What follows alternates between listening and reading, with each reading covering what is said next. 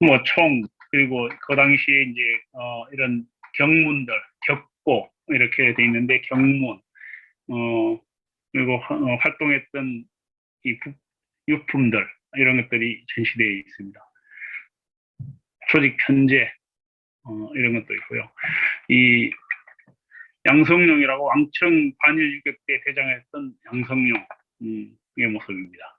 이 열사점입니다.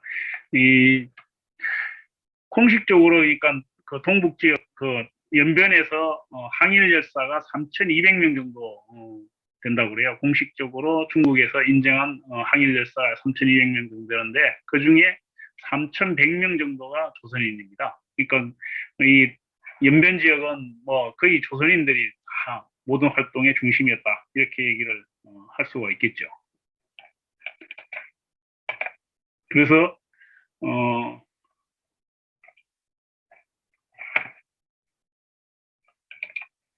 이 연변에는 마을마다 열사비가 있고 그리고 한지 건너 열사 이런 얘기가 있을 정도로 굉장히 많은 조선인들이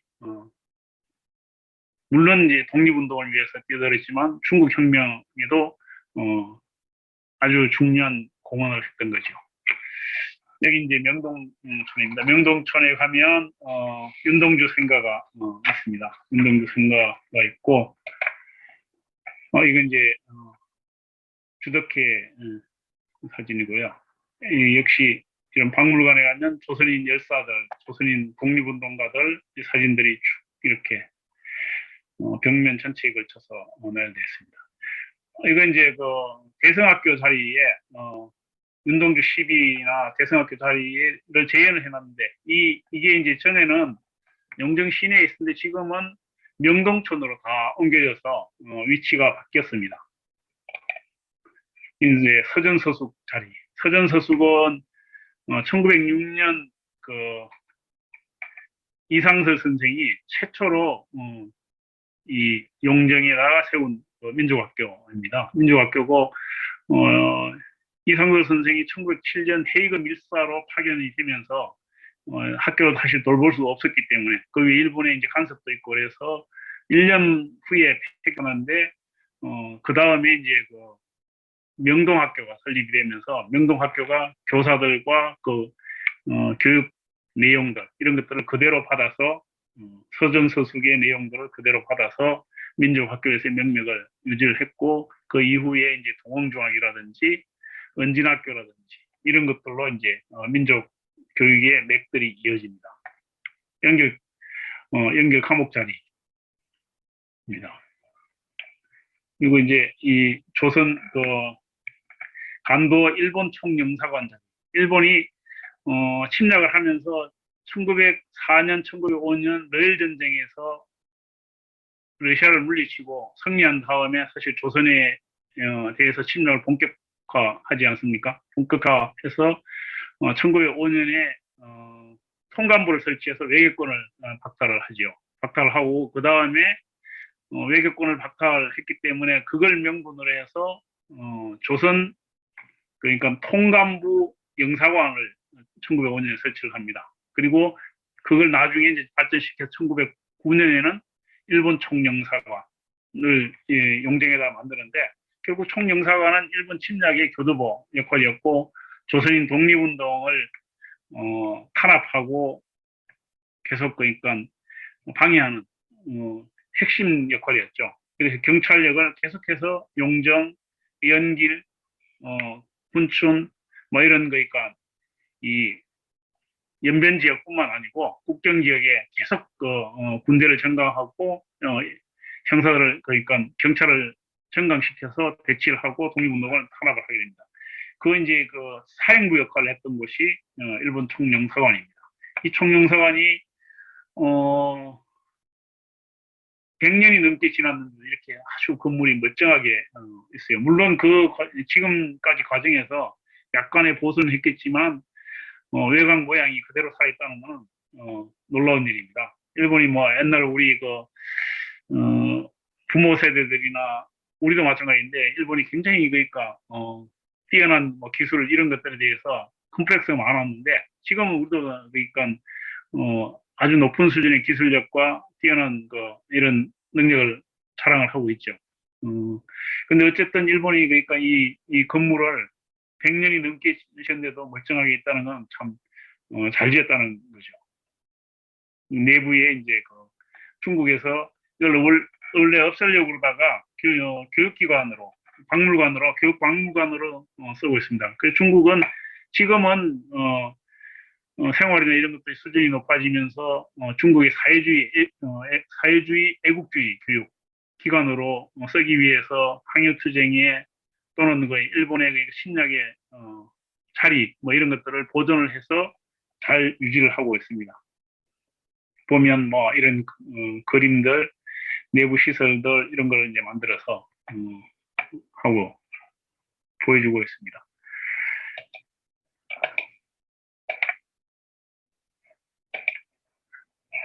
이게 이제 그러니까 아까 앞에서 봤던 사과배 농장에 꽃이 핀 모습입니다. 굉장히 사과배 농장이 큰데 뭐 가이드 설명으로는 제가 이제 이 자료를 찾아봤는데 몇만 평이 되는지는 뭐 정확하게 모르겠어요. 근데 이게 아시아에서 두 번째로 큰 농장이다. 이렇게 얘기를 하더라고요. 그리고 이제 동북 지역에서 가면 우리가 이제 맛보는 음식 중에 하나인데 중국에 가면 향신료를 남쪽 지역에 가면 많이 넣는데 동북 지역은 향신료가 많이 들어가는 편이 아니어서 우리가 먹기에도 크게 불편함이 있습니다.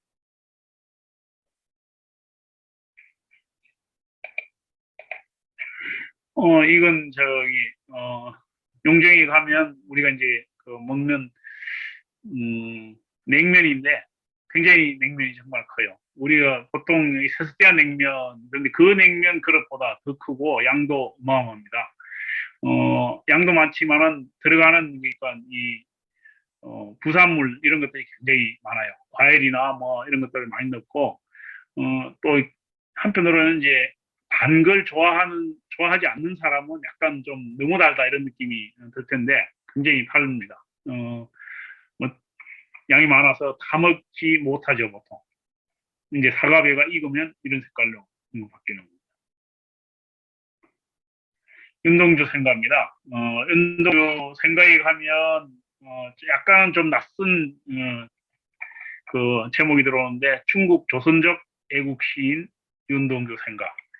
네, 우리는 저도 뭐 그랬습니다. 처음 가서 그랬습니다만 윤동주 그러면 워낙 그러니까 우리한테 너무 익숙하기 때문에 국어 교과서에서부터 어릴 때부터 활동한 접해와서 윤동주는 당연히 한국 사람이다 이런 생각들이 있죠.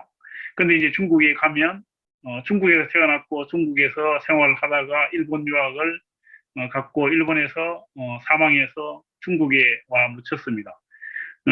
그래서 중국은 중국 조선족 애국시 이렇게 그러니까 얘기하고 있습니다. 아마도 제가 생각할 때는 윤동주는 사실은 중국 조선족이었던 적은 없다고 생각이 됩니다. 일제 시기에도 윤동주는 뭐 조선인이었지 중국 조선족은 아니었다고 생각이 되는데 지금 상황에서는 중국 입장에서는 중국 조선족 이렇게 평가를 하게 되는 거죠. 그래서 윤동주 생가에 가면 윤동주 시를 곳곳에 이제 번역을 해서 이렇게 만들어놨는데 중국어로도 번역을 해놨고 한글로도 써놨습니다. 근데 이게 아마 중국어로 번역을 해서 과연 윤동주의 시 맛을 제대로 살릴 수 있는지 이런 것은 제가 모르겠어요. 중국어를 저도 배우긴 좀 했는데 중국을 제대로 하지를 못해가지고 모르겠습니다.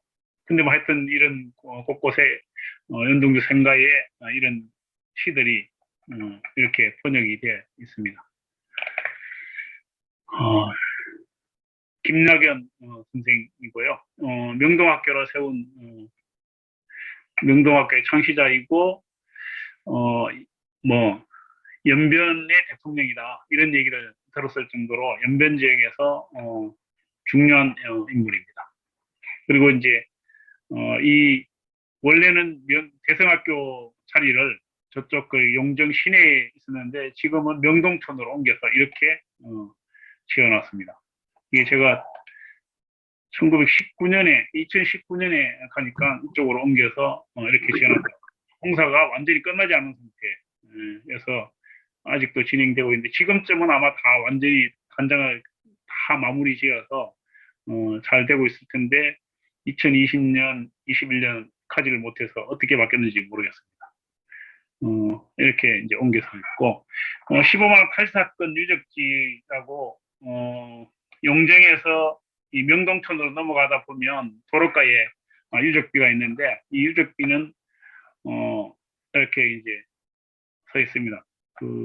재밌는 거는 이 15만 원 탈사건이 이런 영화가 이게 그러니까 그 모티브가 된 영화들입니다. 좋은 놈, 나쁜 놈, 이상한 놈, 놈놈놈이라고 우리가 얘기를 하죠. 이 놈놈놈이 그 내용을 그대로 가져온 건 아니지만 모티브를 여기서 가져왔다고 그래요. 그리고 1960년대에는 이게 만주물이라고 해서 만주 독립운동가들, 독립군 얘기를 제가 어릴 때 영화를 본 기억들이 좀 많이 나는데 많이 만들었어요. 많이 만들었는데 그 영화 중에 이제 샤사슬을 끊으라 이런 영화가 있는데 이 영화가 역시 이제 15만 원 탈취 사건, 네, 그러니까 모티브를 가져왔다고 그래요.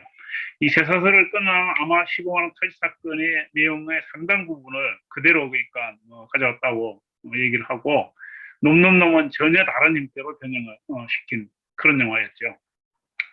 여기 아마 좀 나이가 드신 분들은 알 텐데 여기 이제 장동희 그리고 허장강이 이렇게 보입니다. 이 15만 원 탈취 사건의 주인공들인데 이 15만 원을 탈취를 해서 이 돈을 가지고 무기를 구입하기 위해서 러시아 쪽에서 무기 구매 협상을 벌이다가 내부에 이제 배신자가 생겨서 이 세 사람이 결국 잡혔어요. 잡혀서 세 사람이 다 사형을 당했습니다. 한국으로 이제 국내로 압송되었다가 국내에서 처형을 당했죠. 용정에 가면 이 토지에 그러니까 무대였던 그런 곳이다.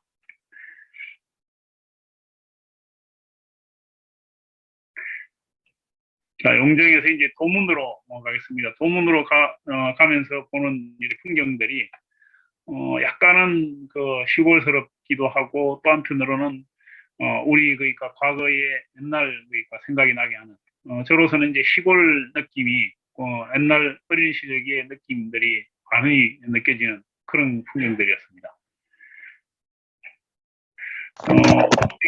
도문입니다.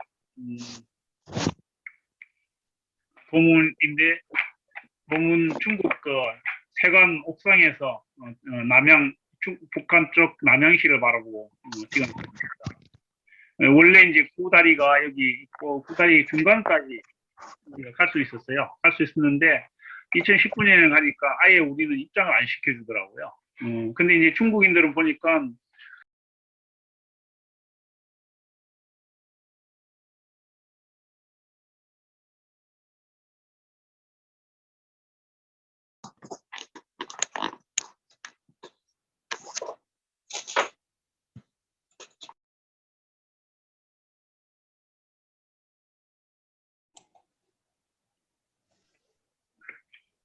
지금 끝나야 되는 거 아니죠? 네네. 지금 잠깐 음소거가 들어갔는데 계속 하시면 됩니다. 예, 예. 이런 광경입니다. 그리고 이제 이 다리를 짓고 있었는데 이 다리가 2019년에 가니까 완공이 되었더라고요. 아마 지금은 이 다리를 가지고 그러니까 이게 이쪽 원래 구다리보다는 훨씬 더 넓게 요거는 이제 일부 공사를 처음 시작할 때 모습이어서 그렇게 나오는데 이 공사하던 다리가 완공이 되어서 지금은 이 다리로 이제 개통을 하고 있습니다.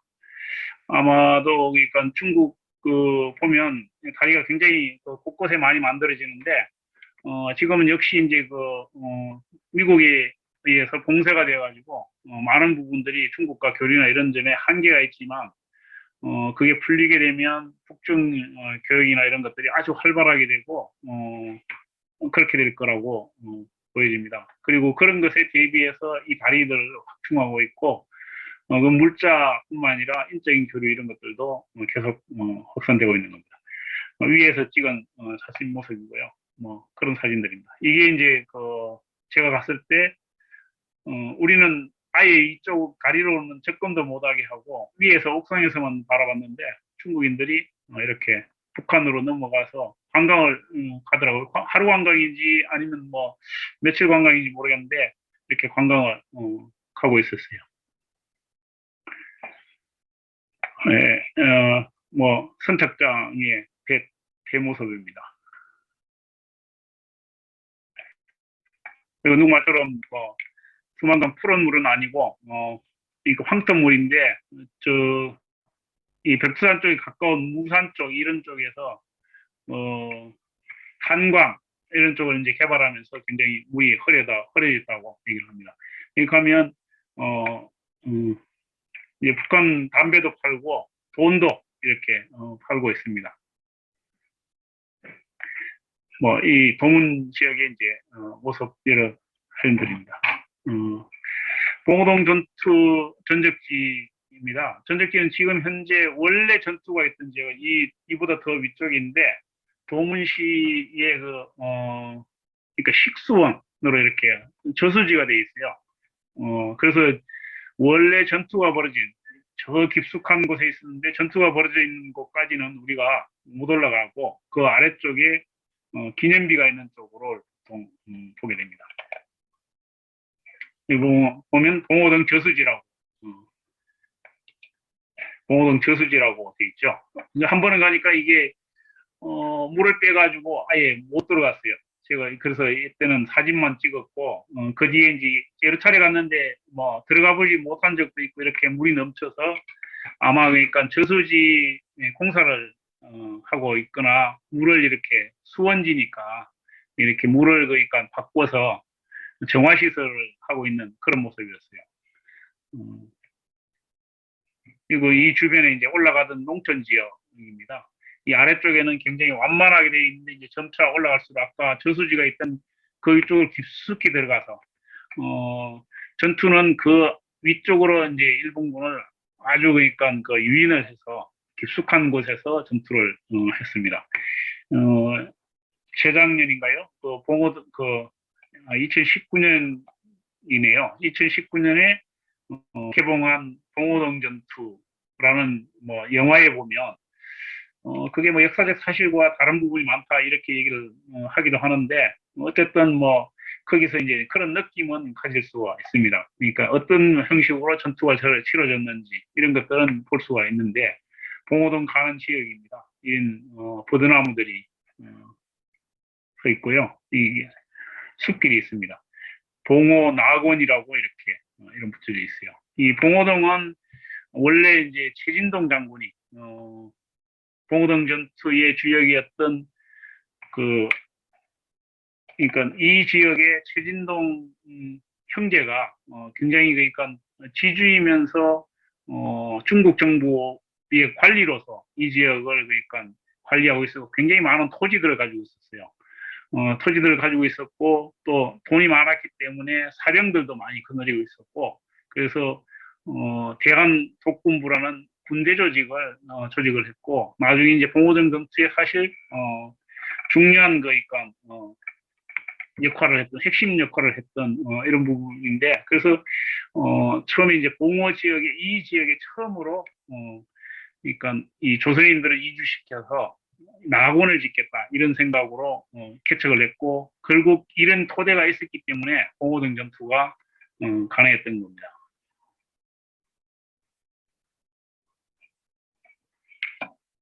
이 봉오동 이제 전적기 이게 청산리 전적기하고 비교하면 훨씬 그 규모가 작지요.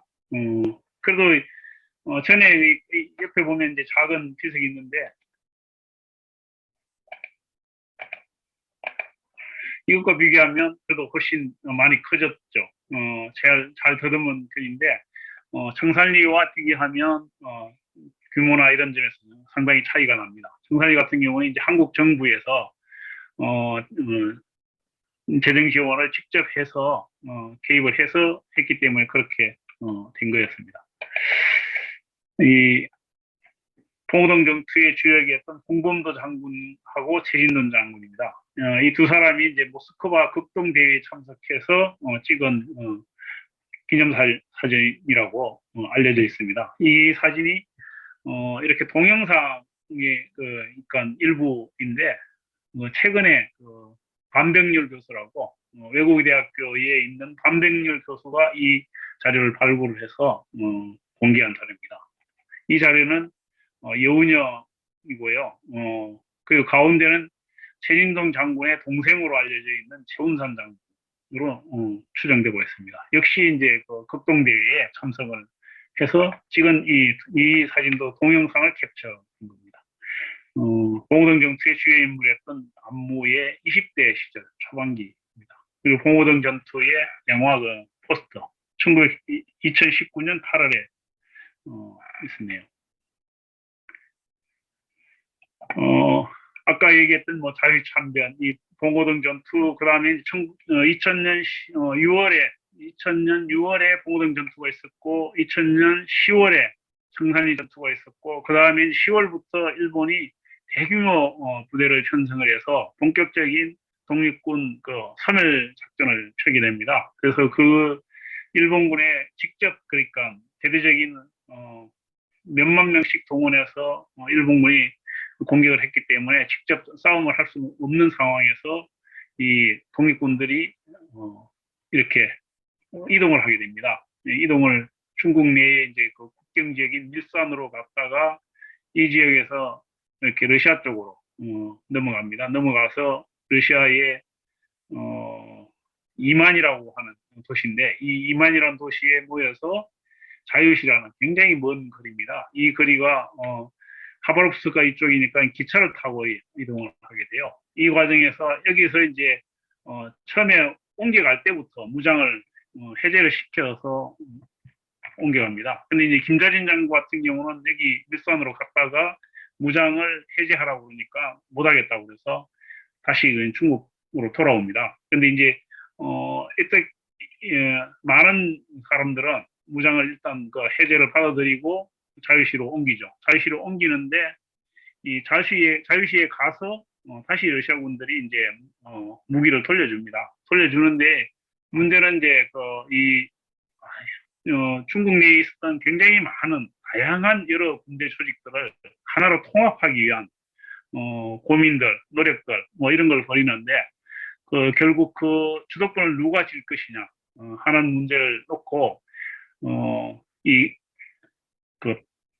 주도권 문제 때문에 사실은 이제 문제가 생기기 시작을 하죠. 문제가 생겨서 결국 러시아 쪽에 그러니까 공산주의 운동에서 얘기하는 그 당시 이제 상해파 공산당 이동희가 중심이 된 상해파와 이르쿠츠크라고 이 멀리 중앙아시아 쪽에 가까운 이 지역에 이르쿠츠크라고 있는데 이 이르쿠츠크 지역에서 처음 만들었던 공산당 이런 두 개의 파벌이 그때 경쟁을 하고 있었는데 이 파벌 대립과 더불어 러시아 내에 이제 복잡한 사정들 이런 게 얽혀서 자유참변이라는 그런 참변이 일어났죠. 참변이 났고 그 과정에서 많은 사람들이 사실 죽었고 또 한편으로는 나중에 이제 민족주의와 사회주의의 갈등 이런 것들의 뿌리가 되기도 했습니다. 그리고 봉오동 전투의 주역이었던 홍범도 장군은 나중에 이제 러시아에 있다가 1937년 스탈린의 이주 정책에 의해서 중앙아시아로 옮겨져서 오질카다라는 곳에 있는데 이 지역에 이제 무덤이 있습니다. 그래서 홍범도 장군의 유해를 국내에 가져오려고 그랬는데 코로나 때문에 아직 송화를 못했죠. 이제 북중러 국경도시 쿤춘에 가면 이렇습니다. 물론 이렇게 간판이 붙어있긴 한데 러시아 같은 경우도 보이고 하여튼 그렇습니다. 세관이고요. 제가 이 러시아하고 중국을 이렇게 넘어가는 세관호 통로에서 넘어간 적이 있는데 확실히 중국은 그러니까 많이 빨라졌어요. 우리만큼 이렇게 빠르지는 않지만 굉장히 그러니까 이런 일처나 이런 게 빠르고 상당히 그러니까 좋게 얘기하면 효율적이고 또 어떻게 보면 자본주의화되어 있는 측면이 강한데 러시아 같은 경우는 이게 굉장히 느려요. 제가 옛날에 이제 쿠바도 한번 간 적이 있는데 쿠바도 그렇고 멕시코는 그 자본주의가 굉장히 발전한 나라임에도 불구하고 일을 하는 게 사람들이 굉장히 느리게 합니다. 그래서 한국에서 아주 한국 사람들 일 잘하는 것만 봤던 사람들은 그러면 이제 속이 터져 죽을 지경이죠. 근데 제가 생각하기엔 한편으로는 한국은 너무 일을 빨리 하고 너무 일을 많이 해요. 그래서 조금 더 느릴 필요가 있다 이런 생각을 제가 많이 했는데 어, 그렇다고 보면 이제 쿠바나 이런 데 조금 더 빨라져야 되겠죠. 보면 러시아 같은 경우는 아주 그러니까 생각보다 일을 잘 못하더라고요. 조금 느려요. 이런 그 세관에서 뭐 그런 걸 느꼈습니다. 이게 이제 그 훈증 같은 경우는 굉장히 아까 얘기했던 것처럼 북중러의 이제 황금의 삼각지대의 중국으로 볼 때는 그런 지역이고 남북 관계가 풀리고 또 그러니까 북한에 대한 공세나 이런 것들이 풀리게 되면 이 연변 자체주도 발전할 가능성이 많고 그 중에서도 이제 훈춘이나 이런 지역이 중요한 지역이 되겠죠. 한국도 기회가 된다면 뭐 이 지역에 투자를 해서 발전시키는데 도움이 될 수 있는 서로 그러니까 윈윈하는 그런 기회가 될 수 있었으면 좋을 텐데 그게 언제가 될지는 잘 모르겠습니다.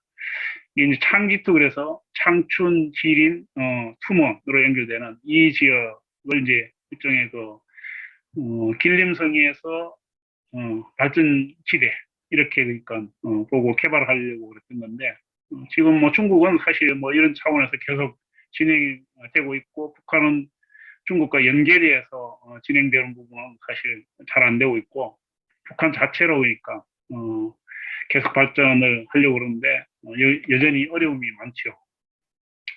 이런 상황입니다. 그래서 제가 뭐 이 정도로 이야기를 끝낼까 합니다.